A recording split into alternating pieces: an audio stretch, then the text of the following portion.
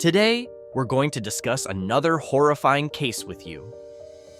In 2003, a high-profile case shocked all of Brazil and garnered extensive coverage from international media. Hundreds of law enforcement officers, rescuers, and concerned volunteers searched tirelessly for a young couple who had disappeared in the forests of the Embu Guacu province. They held out hope of finding them alive, but tragically, those hopes were dashed. The last days of the young couple turned into a real nightmare. However, the grief-stricken families of the missing were about to face yet another ordeal. The main perpetrator, a rapist, torturer, and brutal killer, was not brought to justice as expected. Instead, he found himself in conditions far better than the families could have imagined. Liana Friedenbach was born in Sao Paulo in May 1987. She was the eldest of two children in a well-known and affluent family. Her father, Henry Friedenbach, was a successful lawyer and a highly respected figure in the city. On the other hand, Felipe Silva Caffé, born in July 1984, was also from Sao Paulo, but grew up in a large, modest family. From a young age, Felipe was accustomed to working part-time to support himself and help his relatives. The two met while still in school. What started as a friendship soon blossomed into mutual affection and their first taste of young love. However, they had to keep their relationship a secret. Liana's parents were strict and religious, raising her with strong values. She attended Sunday school from an early age and was a regular churchgoer. Her parents were adamantly opposed to her being in a romantic relationship at such a young age. Additionally, the social gap between them was significant. Liana came from wealth, while Felipe was not as fortunate. But their parents' disapproval didn't deter the young couple. They continued their relationship in secret, meeting in secluded places where they wouldn't be seen, just to spend some time together. In the fall of 2003, the couple decided to escape for a while, planning a trip to a remote, deserted area where they could be alone. They meticulously prepared for what they saw as an exciting adventure. They even came up with convincing alibis to cover their absence without raising suspicion. Felipe told his parents he was going on a camping trip with friends. Liana, confident that her excuse would work, told her parents she was going on a sightseeing trip with her church group. Both families believed these stories and allowed their children to go without worry, not knowing they were sending them to their deaths. Liana and Felipe were ecstatic to have a whole week together, free from parental restrictions. They chose a scenic province called Embu Guacu as their destination. With them, they carried a tent, sleeping bags, a few personal belongings, and a small supply of food. However, they had little money, which presented some challenges. As students, they were entitled to free public transportation, so they carefully planned their bus route to reach their destination. Early on the morning of October 31st, the lovers met at a prearranged spot, ensuring no one who knew them would see them together.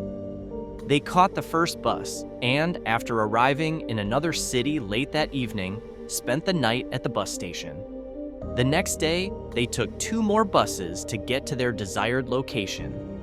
From there, they walked several kilometers to a secluded spot where they intended to set up camp and enjoy a few days alone together. The day was warm and sunny, and despite their fatigue from the long journey, the young couple was in high spirits. They joked, laughed, and made plans for their little getaway. When they finally arrived at their chosen campsite, they began setting up their modest but cozy camp. However, they hadn't considered the dangers of traveling to such a remote area where poverty and crime were prevalent. Their presence, with large backpacks and bags, didn't go unnoticed. As they walked through the forest toward the abandoned farm where they planned to stay, they caught the attention of local criminals. Paulo Cesar da Silva Marques, known as Pernambuco, and Roberto Alves Cardoso, known as Chiampino. The gang's leader, though only 16 years old, had already established himself as the leader of the group he organized. The criminals took an interest in the strangers, particularly drawn to the beautiful young girl. They also suspected that the couple's backpacks might contain valuables worth stealing. The gang stealthily followed the young couple, watching them from the cover of the thick forest. The couple set up their tent, had a quick snack, and began making their campsite more comfortable. The criminals stayed hidden, waiting until they were certain that no one else would join the couple and that they had no weapons. Once they were sure, Pernambuco and Ciampino attacked Liana and Felipe, threatening them. The couple, terrified, didn't attempt to run or fight back against their unknown attackers. After searching through all the bags and backpacks, the criminals found nothing of value. Frustrated, they decided to demand a ransom from the couple's families. Liana, terrified, immediately confirmed that she was from a wealthy family and that her father would pay whatever they asked. The criminals were pleased with this turn of events, but since they had no experience with ransom, they didn't know how to proceed without risking capture. While they tried to figure out their next move, they decided to hide the captives to prevent their escape. Initially, they took them to a rundown building near the farm where the couple had set up camp. The building had no windows or doors, so they soon decided to move the pair to one of the gang members' homes. There, they tied Felipe up and severely beat him to prevent any attempt to escape or resist. That same night, the gang members took turns assaulting the bound and helpless Liana, completely breaking her spirit. Despite their brutal actions, the criminals couldn't figure out how to demand and collect the ransom. They eventually decided to eliminate the captives and hide their bodies in the woods to ensure they would never be found. The next day, they took the weakened Felipe deep into the forest. A gunshot echoed through the trees, and only Pernambuco returned. Liana realized what had happened and that Felipe was no longer alive. Although the kidnappers tried to convince her that they had released him, they had other plans for Liana. The gang wanted to keep her as a captive to satisfy their desires until they grew bored of her. At that time, no one had begun searching for the missing couple. A few days after Liana's disappearance, her parents discovered that there had been no church trip, and Liana's friends had no idea where she had gone. The Friedenbach family quickly realized that Liana had likely run off with her boyfriend and immediately contacted his parents to find out where their children might be. However, the Caffé family believed that Felipe was on a camping trip with friends, so they couldn't help locate the couple. The situation grew more alarming when neither Liana nor Felipe had been in contact for several days, and their phones were turned off. Using his connections and resources, Henry Friedenbach mobilized the entire police force in the city. Bit by bit, they managed to reconstruct the route the young couple had taken after they left home.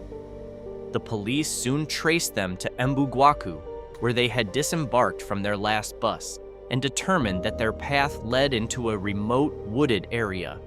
A large-scale search began, involving police officers, rescuers, and concerned citizens who, upon hearing of the incident, volunteered to help. A local businessman also joined the effort, providing his personal helicopter to assist with the aerial search and distributing flyers with photos of the missing couple. Their campsite was found quickly, and the scene was grim. Although there were no signs of blood or a struggle, it was clear that something terrible had occurred. The couple's personal belongings were scattered carelessly, their tent had been slashed open, and their cell phones were left lying around. As they searched the area, rescuers soon discovered Felipe's lifeless body. He had been tied up and shot in the back of the head at close range, leaving him no chance of survival.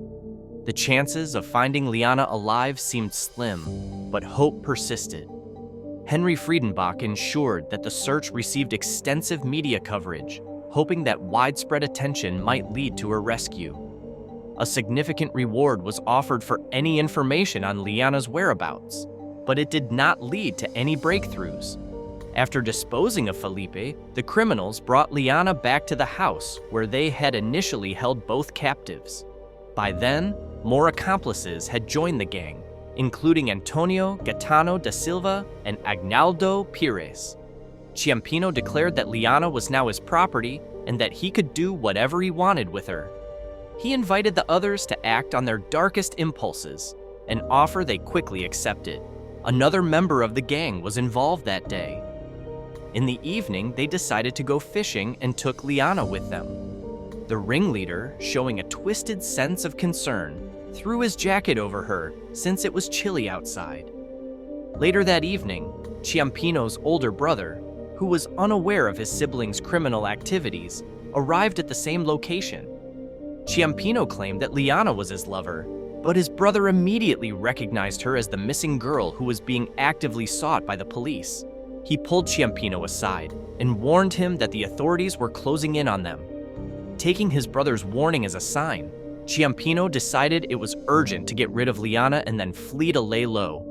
He lied to Liana, telling her she was free and that he would lead her to the road. In reality, he led her deep into the forest, where he brutally murdered her with a knife and then smashed her head with a rock to ensure she was dead. Liana's body wasn't found until 5 days later. She had been horribly mutilated, and there was no sign of life left in her. She was still wearing the killer's jacket, which later became a key piece of evidence. The criminals were incredibly cruel, cynical, and ruthless, but also foolish and short-sighted. They didn't try to run or hide, didn't bother to destroy the evidence, and naively believed they would never be caught. This overconfidence helped the police quickly identify and apprehend all the members of the gang. Ciampino had left his jacket on Liana's body, and it bore his sweat marks. He even brought the murder weapon back to his house, washed it, and hid it in the yard. He also tried to wash the clothes stained with Liana's blood so he could continue wearing them. DNA analysis helped identify the gang members who had assaulted Liana, leading to their simultaneous arrests. The ringleader, Ciampino, didn't deny anything. In fact, he boasted about kidnapping, abusing, and then killing the unfortunate victim, describing in detail everything that happened to Liana in her final days. After a lengthy trial, almost all the adult members of the gang received severe sentences. Pernambuco was sentenced to life imprisonment for the murder of Felipe. Antonio Gaetano da Silva and Agnaldo Pires also received life sentences. However, Anthony Matias de Barros, who had provided the gang with his house but did not directly participate in the torture, was sentenced to only 6 years in prison. But things weren't as straightforward with Ciampino, the ringleader, and the most brutal member of the gang. Since he was only 16 years old at the time of his crimes, he was sent to a specialized juvenile prison with a relatively lenient regime. While incarcerated, Ciampino made several escape attempts and displayed aggressive and erratic behavior, leading to a psychiatric evaluation. He was diagnosed with several mental disorders, which, although not inherently dangerous on their own, combined to turn him into a sadistic murderer devoid of any pity. As a result of this diagnosis, Ciampino was transferred to a secure psychiatric facility for compulsory treatment and rehabilitation. Despite numerous appeals from the families of his victims, no further punishment was imposed on him. In fact, Ciampino ended up in better conditions than before his crimes. He now has his own private, comfortable room with a large TV, internet access, and an orthopedic bed. He receives a balanced, customized diet as part of the facility's policy.